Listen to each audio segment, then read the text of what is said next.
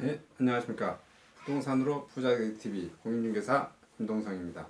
네, 오늘은 어버이날이고 해서 제 자녀가 초등학교 고학년이라 카네이션을 주었네요. 그래서 한번 달고 강의를 해보겠습니다. 오늘은 부동산 투자의 두 가지 방법, 크게 이제 투자를 할 때 자기가 어떤 부동산 투자 물건 중에 어떤 것을 고르고 내가 어떤 포지션을 취해서 할 것인지 그거에 대해서 한번 간략하게 말씀을 드려볼까 합니다. 크게 부동산 투자는 자산 가치를 상승하는 데가 포지션을 두고 투자하시는 분들이 있고, 내가 매월 월세를 받아먹겠다라고 하는데 목적을 두고 투자하는 경우가 있죠. 그리고 이게 두 가지가 믹서돼서 플러스돼서 투자하시는 방법이 있는데, 지금 초보 많이 해보신 분인지 알겠지만 초보자분들은 그것이 어떤 목적인지 잘 모를 거예요. 그 목적으로 지금 간단하게 설명드린 겁니다. 아파트는 통상 우리가 보면 내가 2억에 분양받아서 3억 되면 팔고 이런 게 가장 큰 목적이죠.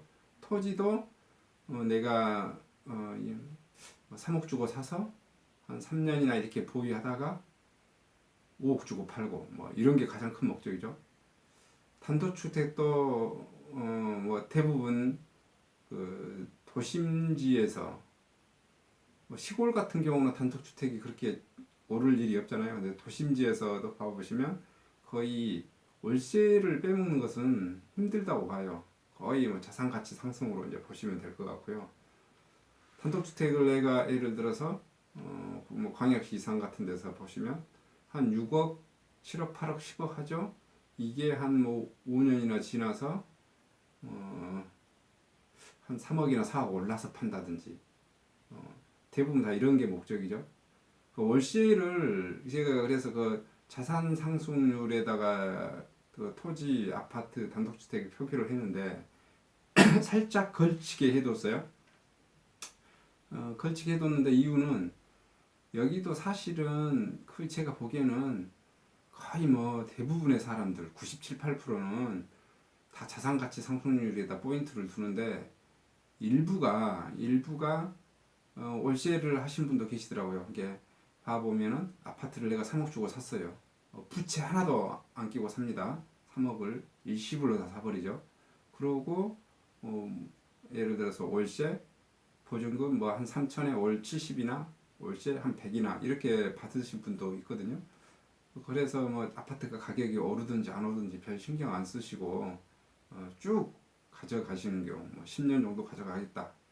그렇게 하면 10년 후에는 아파트 가격이 2배로 되어져 있고 월세도 보고 자산가치 상승률도 보고 그 두 가지를 다 보시는 분도 있죠. 근데 그렇게 투자하신 분들은 제가 보기에 거의 드물어요. 대부분 부채를 잔뜩 끼고 사시기 때문에 부채하는 거, 월세하는 거 보면 사실 초기 투자하는 경우 아파트 투자하다 보면 임차료는 예를 들어서 50만 원인데 대출이자가 60 나와서 손해 보기도 합니다. 그런 거 알고 투자자들이 하는데 그렇게 하는 이유가 거의 90% 이상이 다 대부분 그렇게 하죠. 그렇게 하는 이유가 뭐예요? 2년, 3년 후에는 한 1억씩 가격이 올라져 있더라. 못해도 4, 5년 후에는 확실하게 1억은 올라가져 있더라. 이런 것을 경험칙상 계속 알아서 그렇게 투자를 해왔었던 겁니다. 그 다음에 이제 점포주택하고 여기 우리가 말하는 원룸주택 방에 집 한 채에 꼬마 빌딩이라는 형식으로 해서 3층이나 4층 이렇게 지어져서 월세 받아먹은 거 그런 거 있죠. 그런 게 대체적으로 여기에 이 점포주택이나 원룸주택은 첫째 포인트가 뭡니까? 월세를 받아먹는 게 가장 큰 포인트예요. 상가도 물론 월세를 받아먹는 게 포인트고 그 다음에 자산가치 상승은 그냥 덤으로 기대를 하는 거예요. 자산가치 상승을 더 우선적으로 두지 않고 월세에 더 덤으로 두는 거죠. 그 다음에 상가 같은 경우는 이게 이제 제가 좀 이제 그 서울 또 광역시 지방으로 이렇게 나눠서 판별하게 하기는 해봐야 되겠는데 이 상가 같은 경우도 좀 투자 수익률 쪽으로 좀 더 치우친 거죠. 그 자산 가치가 상승을 안 하는 것은 아니지만 전부 주택이나 오늘 주택은 확실하게 상승을 해요. 근데 상가 같은 경우는 상가도 상승을 하는데 이게 뭐냐면 조금은 그 뭐라고 그럴까요? 물가 상승률 정도만 좀 상승을 한다 할까? 자산 가치가 많이 상승하지 않는 게 통상적인 것 같아요. 위치에 따라서 물론 상가도 자산 가치가 많이 올라간 거 있습니다. 그건 이제 안목이 좋으신 분이겠죠. 그다음에 뭐 창고나 공장 뭐 이런 것도 지금 이제 창고나 공장은 대체적으로 주인이 직접 하신 경우도 많지만은 이 공장이나 창고도 사실 임대업으로 이렇게 하신 분도 꽤 있습니다. 그런 분들도 대부분 뭐죠?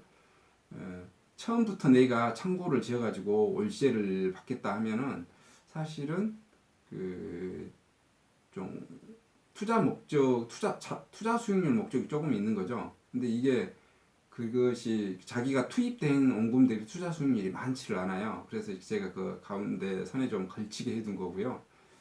그 다음에 이제 제가 뭐 도시형 생활주택하고 오피스텔, 지식산업센터 이거 세모로 표기를 해뒀죠. 근데 이 세모로 표기해두신 이유가 투자 수익률을 이렇게 매월 월세 뽑아먹는 거예요.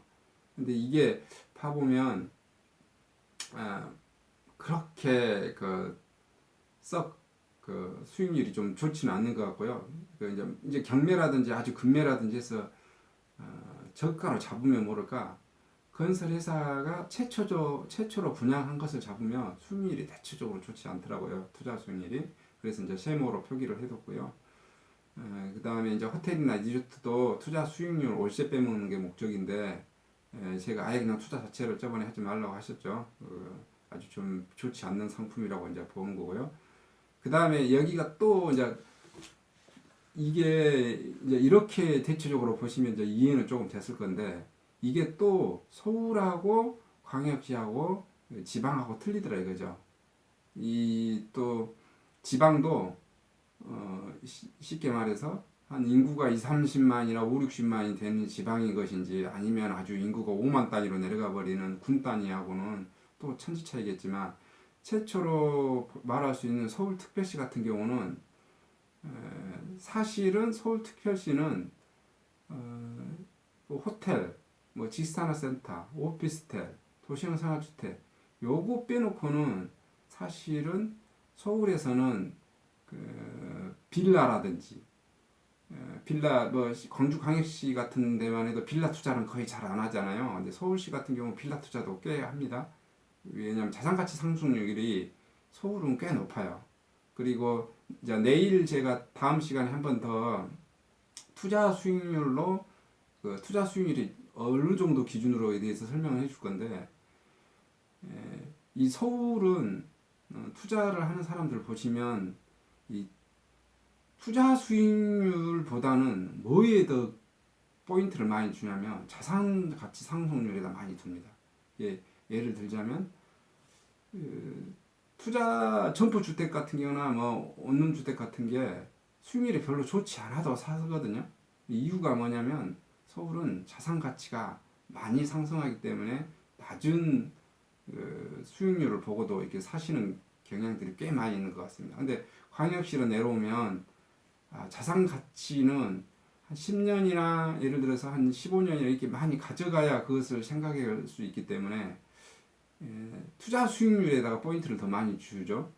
그리고 아예 이제 뭐 이렇게 시 단위로 이렇게 내려와 버리면 인구 뭐 10만이나 20만이나 이런데 또 군 단위 내려와 버리면 아예 그 자산 가치가 그 아주 미미하다고 이제 보여지겠죠. 그래서 이게 그 서울시, 광역시, 그 다음에 중소도시, 그 다음에 군 단위 이렇게 보면 이 자산 가치 상승률은 어떤 상품을 보든지 서울시가 최고로 더 많이 올라가고 광역시가 그 다음으로 올라가고 또는 뭐냐면은 서울시를 기준으로 해서 서울시, 강남구, 송파구, 서초구를 기준으로 해서 아주 가까운 차량이나 뭐 지하철이나 이런 것에서 30분 이내 출퇴근 가능하다. 그렇다면 경기도가 광역시보다 자산 가치가 더 높은 경우도 있더라고요. 근데 크게 보면은 이제 경기도가 워낙 넓으니까 1순위를 서울시, 2순위를 광역시, 그 다음에 뭐 이제 서울 성파 여기 쪽으로 해서 아주 가까운 경기도 하거나 아니면 그 다음에는 이제 경기도 보고 그 다음에 중소도시, 지방 중소도시 보고 그 다음에 분단위 보고 이렇게 자산 가치가 올라가는 속도 비율인 것 같아요. 이걸 기준으로 하고 나머지는 투자 수익률로 한번 내가 이 부동산의 종류별로 이게 봐서 한번 내가 어떤 것을 투자해야 됐다는 것을 감을 잡으시고요. 다음 시간에는 그 투자 수익률로 하시는 그 투자 수익률의 기준을 한번 제시해서 설명을 해 보겠습니다. 그거에 따라서 어느 정도 포지션을 두고 자기가 그 투자를 하는데 감을 잡으셔야 되니까 그 내가 투자 수익률이 1%가 나오면 투자를 해야 되는 건지 10%가 나와야 투자를 해야 되는 건지 어느 정도 알고 들어가야 될 것 같아서 그거에 대해서 다음 시간에는 알아보도록 하겠습니다. 감사합니다.